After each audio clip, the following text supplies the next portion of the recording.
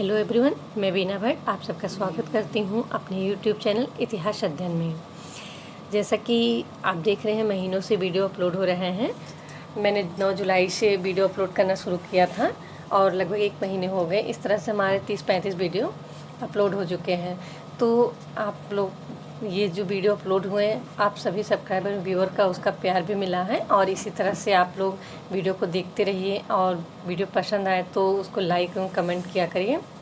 और आप सभी व्यूअर का बहुत बहुत धन्यवाद कि आपकी वजह से मनोबल बढ़ा है और आगे हम इसी तरह के मोस्ट इम्पॉर्टेंट क्वेश्चन से संबंधित मॉक टेस्ट लेके आते रहेंगे।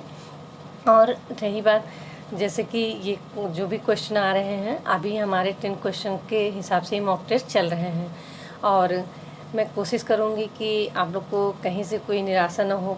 मतलब जितना अधिक से अधिक हो सके 10 क्वेश्चन के साथ मैं क्वेश्चन को और अच्छे से एक्सप्लेन करूँ और ज़्यादा इन्फॉर्मेशन उससे संबंधित जो भी रिलेटिव इन्फॉर्मेशन है आपको देती रहूँ। और अगर आप लोग वीडियो को देखते हैं तो प्लीज़ वीडियो पे लाइक किया करिए और कमेंट कर दिया कर। कमेंट मतलब ये नहीं हम कहते कि आप वीडियो की तारीफ़ ही करिए। आप वीडियो से संबंधित जैसे कोई आपके क्वेश्चन को लेकर डिमांड है या वीडियो में कोई आप सजेशन देना चाहते हैं वीडियो को लेकर, तो आप उस टाइप से भी कमेंट कर सकते हैं, क्योंकि आप लोग का फीडबैक मिलता है तो कुछ उसमें नया करने का भी उस हो सकता है कि किसी का सजेशन हो और अच्छा भी लगे। और हो सकता है कि आप लोग तो वीडियोस आप लोग के कमेंट से एक मोटिवेशन भी मिलता है कि वीडियो में हाँ लोगों को अच्छी लग रही है लोग। पर हम कहते हैं कि आप ये नहीं कि आप तारीफ़ ही करो, कि आप मोटिवेट ही करो। आप जो कमी है आप उसको भी कमेंट बॉक्स में के माध्यम से फीडबैक अपना दे सकते हैं। तो चलिए लेट ना करते हुए हम आज का वीडियो स्टार्ट करते हैं। और आज का हमारा जो वीडियो है वह हमारा ये जो धर्म सुधार आंदोलन था, जैसे बौद्ध धर्म, जैनिज्म और ये कहिए कि आजीवक संप्रदाय, तो अभी इसी से संबंधित ये मॉक टेस्ट हैं। और इसके बाद हम क्या करेंगे, धर्म सुधार आंदोलन के अंतर्गत हम शैव धर्म, वैष्णव धर्म, जो शरण दर्शन थे उसके अंतर्गत हम उससे भी संबंधित क्वेश्चन इसमें इंक्लूड करेंगे। तो अभी जो वीडियो अपलोड हो रहे हैं, 2-3 वीडियो अभी जो चलेंगे, उसमें हम आजीवक और बौद्ध जैन धर्म से संबंधित क्वेश्चन को इंक्लूड किए हैं। और हमारा ये धर्म सुधार आंदोलन के अंतर्गत ये हमारा पहला वीडियो है। इससे संबंधित जितने क्वेश्चन हो सकेंगे हम बनाएंगे। तो चलिए हम स्टार्ट करते हैं आज का मॉक टेस्ट। आज का मॉक टेस्ट का पहला क्वेश्चन क्या है, बुद्ध को मिगार मातु बिहार किसने दान में दिया था?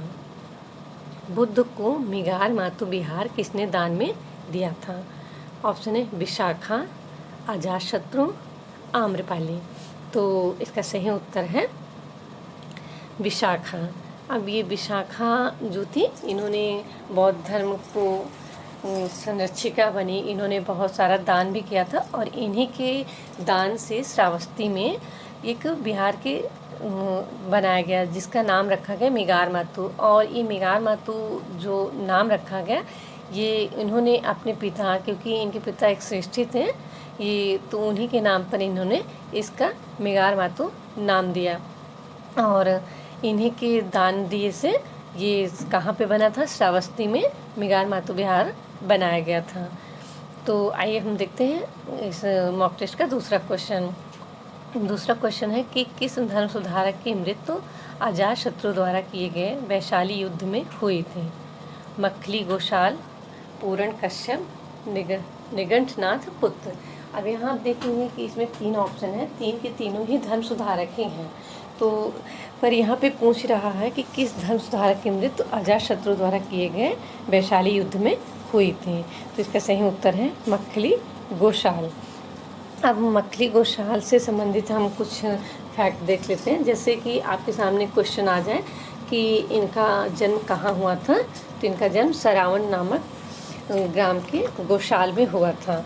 तो अब इनका जैसे कि एक जैन श्रुतियों के अनुसार मतलब माना जाता है कि इनकी जो मृत्यु हुई थी अजातशत्रु द्वारा किए गए वैशाली युद्ध में, वह महावीर स्वामी जी के मंत्रों की शक्ति के कारण हुई थी। और जैन श्रुतियों के ही हमें आधार से ये पता चलता है स्रोतों से कि इनका जो मृत्यु हुई थी वो मखली गोशाल की, वह बौद्ध धर्म के संस्थापक महात्मा बुद्ध के मृत्यु के 1 वर्ष पूर्व ही हुई थी। मतलब कि 484 ईसा पूर्व, क्योंकि हम जानते हैं कि महात्मा बुद्ध जी की मृत्यु 483 ईसा पूर्व में हुई थी, तो उससे 1 वर्ष पूर्व इनकी 484 ईसा पूर्व में हुई थी। और इनसे संबंधित जैसे कि इनकी माता का नाम भी किसी क्वेश्चन में से पूछ लिया था, तो इनकी माता का नाम जो था वह भद्दा था, और इनके पिता जो थे वो पंख कहते थे, उनकी उपाधि थी। और उनके कहते हैं कि वो एक कवि थे और चित्रकार भी थे। तो ये संबंध रहे हैं मखली गोशाल से संबंधित कुछ महत्वपूर्ण तथ्य। और दोस्तों मैं कहना चाहूँगी कि अगर आप लोगों ने वीडियो को नहीं देखे हैं, जो कि पहले की वीडियो अपलोड है, जैसा कि अभी हमने कहा कि लगभग 1 महीने कंप्लीट हो गए हमको वीडियो, और डेली की वीडियो अपलोड हो रहे हैं, तो इस तरह से 30-32 वीडियो अपलोड हो चुके हैं। तो आप लोग प्लीज़ उन सभी वीडियो को देखिए, क्योंकि सभी में ही हमने कोशिश की है कि मोस्ट इम्पॉर्टेंट क्वेश्चन जो कि आपके अपकमिंग एग्ज़ाम के पॉइंट ऑफ व्यू से हैं, बहुत ही यूज़फुल होंगे, उसी लेवल के क्वेश्चन हमने इसमें डाले हैं। तो अगर आप लोगों ने नहीं देखा है तो प्लीज़ हमारे चैनल आप उसमें सर्च करिए, और वहाँ पे जाके आप देखेंगे तो एक प्लेलिस्ट बना दी गई है। पर प्लेलिस्ट 2 बनी है, जिसमें सैंधव सभ्यता से पहले के जितने वीडियो हैं उसको एक में कर दिया गया है।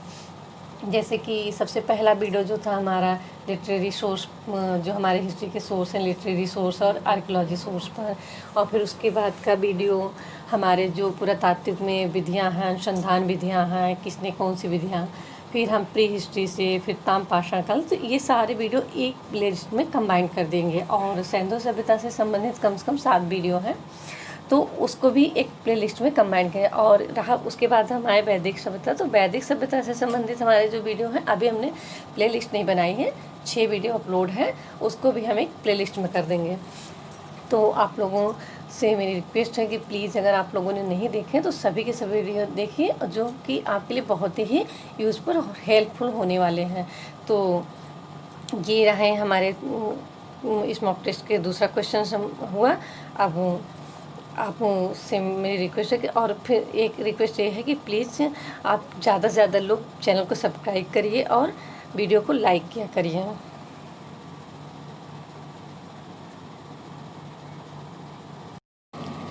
तो आइए देखते हैं क्वेश्चन नंबर 3। क्वेश्चन नंबर 3 क्या है? शारिपुत्र एवं मोग्दलायन शाक्य मुनि के धर्म में कहाँ दीक्षित किए गए थे या हुए थे? शारिपुत्र एवं मोग्दलायन शाक्य मुनि के धर्म में कहाँ दीक्षित हुए थे? तो ऑप्शन है राजगृह, सारनाथ, वैशाली। तो आप यहाँ देखिए ऑप्शन है जो तीन के तीनों ही शाक्य मुनि महात्मा बुद्ध से संबंधित महत्वपूर्ण सभी स्थल जो हैं बहुत ही महत्वपूर्ण थे। पर यहाँ पे पूछा है कि शारिपुत्र एवं मोग्दलायन शाक्य मुनि के धर्म में कहाँ दीक्षित हुए थे, तो इसका सही उत्तर है राजगृह। अब शारिपुत्र की जो है जन्मस्थली जो है वो नालंदा है, और माना जाता है कि मोग्दलायन भी वहीं के थे, और दोनों के दोनों ब्राह्मण थे। और कहते हैं कि संयोग बस इन दोनों का जन्म भी एक ही दिन हुआ था। और शारिपुत्र की प्रवज्जा जो थी मोग्दलायन के साथ ही राजगृह में हुई थी, और राहुल की प्रवज्जा जो थी वो शारिपुत्र के द्वारा ही कहते हैं संपन्न हुई थी। तो शारिपुत्र मोग्दलायन शाक्य मुनि के धर्म में कहाँ दीक्षित किए गए थे? राजगृह में। इन दोनों का जन्म कहाँ हुआ था? सारनाथ में। तो और ये दोनों कौन थे, किस धर्म से थे? तो ब्राह्मण धर्म से। तो ये रहा इनसे कुछ संबंधित महत्वपूर्ण तथ्य। अब आइए देखते हैं हम क्वेश्चन नंबर 4। क्वेश्चन नंबर 4 में पूछ रहा महायान बौद्ध धर्म में पारमिताओं की संख्या क्या है? महायान बौद्ध धर्म में पारमिताओं की संख्या क्या है, या मान्य संख्या क्या है, ऐसा क्वेश्चन हो सकता है। तो आपके सामने ऑप्शन है 8, 10, 12। तो इसका सही उत्तर है 10। महायान बौद्ध धर्म में पारमिताओं की संख्या क्या है? 10 है। या आप क्वेश्चन को ऐसे बना ले कि इस पारमिताओं की मान्य संख्या क्या है? 10 है। तो ये रहे हमारे क्वेश्चन नंबर 3 और 4, और इनसे जुड़े जो भी जानकारियाँ थी हमने उस पर डिस्कस किया। हम क्वेश्चन नंबर 5। क्वेश्चन नंबर 5 क्या है? महावीर की मृत्यु के बाद जैन संघ का प्रमुख बना भद्रबाहु, सुधर्मा, जम्बू। तो इसका सही उत्तर है सुधर्मा। अब यहाँ पे आप ऑप्शन में देखेंगे, चाहे तो आप भद्रबाहु हों, सुधर्मा हों, जम्बू, सभी ही जैन धर्म से संबंधित महत्वपूर्ण व्यक्तित्व हैं। तो यहाँ पे जैन धर्म में क्या हुआ कि महावीर की मृत्यु के बाद जो महावीर स्वामी के 11 गणधर थे, उनमें से केवल 2 ही गणधर इंद्रभूति गौतम एवं सुधर्मन जीवित थे। तो गौतम क्या हुआ कि गौतम जो इंद्रभूति गौतम थे, महावीर के निर्वाण के एक ही दिन बाद वो केवली हो गए। तो बच्चे कौन? सुधर्मा। तो उनकी मृत्यु के बाद जैन संघ का प्रमुख कौन बना? सुधर्मा। अब यहाँ देखिए महावीर से संबंधित क्या है कि बहुत सारे क्वेश्चन एग्जाम में बनते हैं, और ये महावीर स्वामी जो हैं जैन धर्म के प्रवर्तक भी माने जाते हैं और 24वें तीर्थंकर हैं। इनसे संबंधित मतलब बहुत सारे तथ्य हैं जो कि हम अभी बहुत सारे क्वेश्चन इसमें आएंगे, आगे के मॉक टेस्ट में आएंगे तो हम उसमें डिस्कस करेंगे। पर जैसे कि मेन कही जाए, बहुत कॉमन क्वेश्चन कहिए एग्ज़ाम में बनते हैं कि महावीर स्वामी का जन्म कहाँ हुआ था, महावीर स्वामी को किस नदी के तट पर ज्ञान प्राप्ति हुई, महावीर स्वामी का बचपन का नाम क्या था, उन्होंने किस उम्र में। तो ये सारे फैक्ट भी हम देखेंगे आगे के भी क्वेश्चन में। जैसे अभी तो हम यहाँ पे बता देते हैं कि महावीर स्वामी का जन्म वैशाली के कुंड ग्राम में हुआ था, जो कि आज के समय वर्तमान समय में वासुकुंड बोला जाता है। और इनको रिछपालका नदी के तट पर ज्ञान की प्राप्ति हुई थी। इन्होंने 30 वर्ष की आयु में गृह त्याग किया और 42 वर्ष की आयु में इन्हें ज्ञान प्राप्ति हुई थी। तो आइए हम देखते हैं क्वेश्चन नंबर 6। क्वेश्चन नंबर 6 क्या है कि निम्न में से कौन जैन धर्म के अनंत चतुष्ट में शामिल नहीं है? अनंत ज्ञान, अनंत शांति, अनंत वीर। तो इसका सही उत्तर है अनंत शांति। यह जो है अनंत चतुष्ट में शामिल नहीं था। अनंत चतुष्ट क्या है? जैन धर्म से संबंधित है। यह जैसे कि महावीर स्वामी जो मोक्ष वगैरह की जहाँ चर्चा है, तो उन्होंने वहाँ पे अनंत चतुष्ट का उल्लेख किया है। तो उसमें क्या है कि अनंत चतुष्ट में अनंत शांति नहीं है। अब यहाँ पे हमने 3 ही ऑप्शन दिया है। एग्ज़ाम टाइम में क्या होगा कि आपके पास 4 ऑप्शन होंगे, तो वहाँ पे अनंत शांति नहीं होगा, अनंत वीर हो, अनंत ज्ञान होगा, अनंत दर्शन हो, अनंत सुख हो। वही 4 इसके अनंत चतुष्ट में शामिल थे। अनंत शांति इसमें शामिल नहीं था। तो ये रहे अनंत चतुष्ट से भी संबंधित कुछ महत्वपूर्ण जानकारी। तो आइए देखते हैं हम क्वेश्चन नंबर 7। क्वेश्चन नंबर 7 क्या है? बुद्ध ने सर्वाधिक वर्षावास कहाँ बिताया? वैशाली, श्रावस्ती, राजगृह। तो इसका सही उत्तर है श्रावस्ती। श्रावस्ती जो थी ये कौशल राज्य की राजधानी थी, जो कि अचिरावती राप्ती नदी के तट पर स्थित थी। और हालांकि वैसे बुद्ध का जो प्रचार का केंद्र था वो तो मगध था, परंतु बौद्ध धर्म का सर्वाधिक प्रचार देखा जाए तो श्रावस्ती में हुआ, और बुद्ध के अनुयायी भी सबसे ज़्यादा श्रावस्ती में ही थे। बुद्ध के सर्वाधिक प्रवचन भी जो दिया उन्होंने श्रावस्ती में ही दिया, और बुद्ध का सर्वाधिक वर्षावास भी कौशल के श्रावस्ती में ही व्यतीत हुआ था। और उस समय देखा जाए तो श्रावस्ती के प्रमुख विहारों का नाम देखा जाए तो न्यू ग्रोथा राम विहार, जेतवन विहार, पुब्बा राव या पूर्वा राम विहार एवं मल्लिका राम विहार भी श्रावस्ती में ही स्थित थे। तो आइए देखते हैं हम क्वेश्चन नंबर 8। क्वेश्चन नंबर 8 क्या है? शयन मुद्रा में बुद्ध की प्राचीन मूर्ति विराजमान है सारनाथ में, श्रावस्ती, कुशीनगर में। तो इसका सही उत्तर है कुशीनगर में। कुशीनगर जो कि उस समय क्या था कि ये मल्लगढ़ राज्य की हिरण्य नदी तट पर स्थित कुशीनगर एक उस समय मल्लगढ़ राज्य के अंतर्गत था, और यहाँ पे ही बुद्ध को जो है महानिर्वाण भी प्राप्त हुआ था। तो यहाँ पे बुद्ध को महापरिनिर्वाण प्राप्त हुआ। वहीं पे क्या है कि बुद्ध की प्राचीन मूर्ति विराजमान है, और कहते हैं इस मूर्ति का जो ये प्राचीन पाषाण मूर्ति प्राप्त हुई है शयन मुद्रा में, तो इसका जो निर्माण था गुप्त या गुप्तोत्तर काल में किया गया था। तो ये शयन मुद्रा की मूर्ति, बुद्ध की प्राचीन मूर्ति कहाँ से विराजमान है? कुशीनगर से। वैसे एक अभी पाकिस्तान के खैबर के हरिपुर में भी स्थित भालपा स्तूप से भी बुद्ध की शयन मुद्रा की प्राचीनतम पाषाण मूर्ति की प्राप्ति हुई है। परंतु अभी जो इसके पहले क्वेश्चन आया था वह उसमें ये ऑप्शन तो था नहीं, और उसमें शयन मुद्रा में बुद्ध की प्राचीन मूर्ति विराजमान है। तो वहाँ पे सारनाथ, श्रावस्ती, कुशीनगर, तो ऐसे करके ऑप्शन थे, या पाटलिपुत्र, वैशाली ऐसे दिया था ऑप्शन, तो उसमें कुशीनगर आपका सही है। तो आइए देखते हैं क्वेश्चन नंबर 9। क्वेश्चन नंबर 9 क्या है? प्राचीनतम जैन सन्यासी का प्रमाण मिलता है। प्राचीनतम जैन सन्यासी का प्रमाण मिलता है हाथी गुफा अभिलेख में, जूनागढ़ अभिलेख में, भीतरी अभिलेख में। वैसे देखें ये पूछ किस पे रहा? अभिलेखों के आधार पर। वैसे तो जैन धर्म से संबंधित बहुत सारे ग्रंथ हैं, बहुत सारे प्रमाण हैं जहाँ से मिला है, पर यहाँ पूछ रहे कि प्राचीनतम जैन सन्यासी का प्रमाण मिलता है हाथी गुफा लेख से, जूनागढ़ अभिलेख से, भीतरी अभिलेख से। तो इसका सही उत्तर है हाथी गुफा अभिलेख से। हाथी गुफा अभिलेख जो कि जैन धर्म के मानने वाले हाथी गुफा लेख के जो संबंधित शासक थे खारवेल, वह क्या है कि जैन धर्म को ही मानते थे, जैन धर्म के प्रति उनका पूरा झुकाव था। उन्होंने उड़ीसा के में कई गुफाओं का निर्माण भी करवाया था जैन सन्यासियों के निवास के लिए।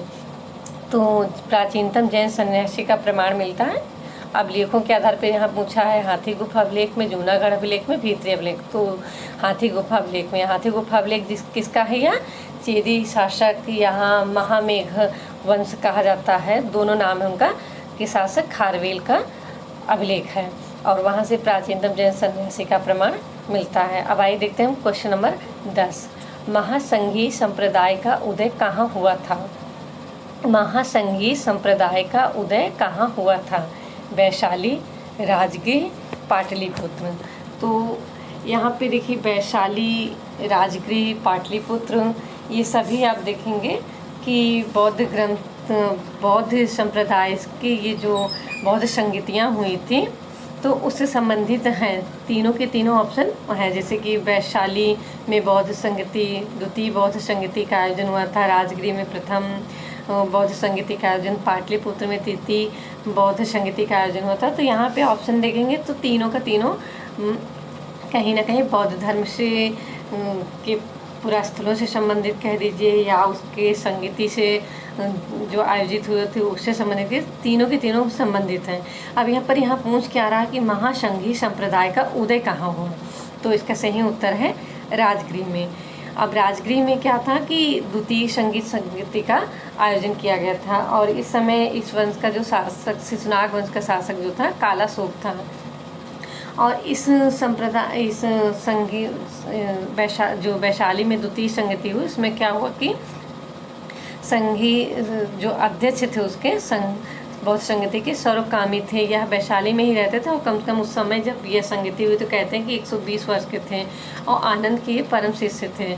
और यहाँ पे क्या हुआ कि थोड़ा सा मतभेद जो है हो गया। ये महात्मा बुद्ध की मृत्यु के लगभग 100 वर्ष बाद यह हुई थी, तो इसमें कुछ लोग थे जो कि उनके विचार आपस में मतभेद हो गया, उनके विचार टकराने लगे। तो इसमें क्या हुआ कि मतभेद का कारण की वजह से दो भागों में वहाँ पे डिवाइड हो गए जो उस मत को मानने वाले थे। जैसे एक में हो जिनका कहा गया कि महासंघिक, और एक थे स्थविर। तो ये इस थेरावादी यो महासंघिक नामक दो संप्रदाय में उनका क्या हुआ कि वहाँ पे उदय हुआ। जो इसको मानते थे बहुत अपने विचार, जिन्होंने कम से कम 10 निर्देशात्मक वस्तुओं का प्रचार करते थे, उनका एक हो गया। और संघभेद महादेव के अनुसार 5 वस्तुओं के जो मानते थे उनका एक अलग हो गया। तो उस समय क्या हुआ कि महासंघिक उदय संप्रदाय का उदय हुआ, जो कालांतर में क्या हुआ कि चौथी बौद्ध संगीति जब हुई ये कनिष्क के समय में कश्मीर के कुंडल ब्रह्म में, तो वही क्या हुआ कि महासंघिक संप्रदाय जो था महायान धर्म में परिवर्तित हो गया, महायान संप्रदाय में। और जो थेरावादी थे ये क्या हुआ कि हीनवान संप्रदाय में ये परिवर्तित हो गए। तो यहाँ महायान संप्रदाय और हीनवान संप्रदाय आप जानते हैं कि दो महत्वपूर्ण संप्रदाय हैं जो कि बौद्ध धर्म से संबंधित हैं। तो इसका बीज कहीं ना कहीं महायान संप्रदाय या हीनयान संप्रदाय का आप देखेंगे तो द्वितीय संगति में ही, जो कि वैशाली में शिशुनाग वंश के शासक कालाराम के कालाशोक के मतलब शासनकाल में संभव हुए, उसी में कहीं ना कहीं इसके बीज पड़ गए थे। और वहाँ पे उस समय जो नाम पड़ा था महासंघी संप्रदाय एवं थेरावादी, जो कालांतर में चल के महायान और हीनयान में परिवर्तित हो गया। तो ये रहे हमारे आज की धर्म सुधार आंदोलन के अंतर्गत जैन धर्म, बौद्ध धर्म और आजीवक संप्रदाय से संबंधित हमारा पहला मॉक टेस्ट। और इसी तरह के कल के मॉक टेस्ट में 3 इम्पोर्टेंट क्वेश्चन के साथ हम मिलेंगे। आप लोगों को धन्यवाद।